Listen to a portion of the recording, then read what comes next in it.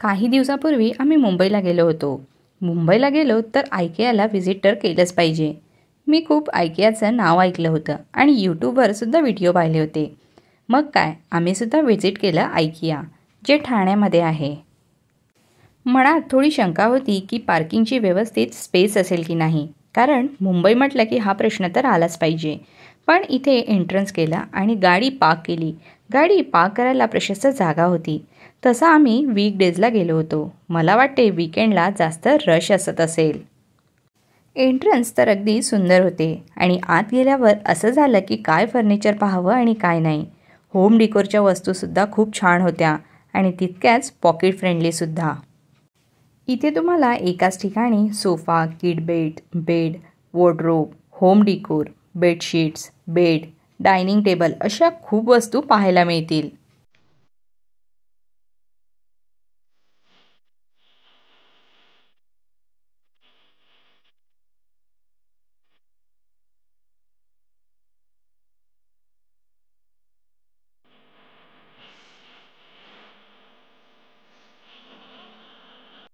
सर्व गोष्टी पाहिल्या.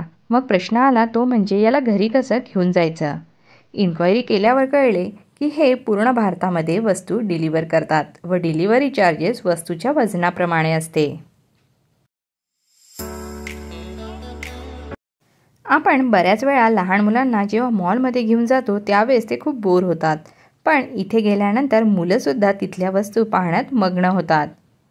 पूर्ण मॉल खूप मोठा होता आणि हे सर्व फिरून झाल्यानंतर भूक तर लागणारच. मग इथे खाण्याची सुद्धा उत्तम सोय आहे. इथे सेल्फ सर्व्हिस आहे. तो अनुभव पाहून थेट फॉरेन कंट्रीमध्ये गेल्यासारखं वाटते. इथे आपल्या आवडीचे पदार्थ घेऊन काउंटरवर जाऊन पूर्ण गोष्टीचं बिल पे करायचं असते आणि मग आस्वाद घ्यायचा.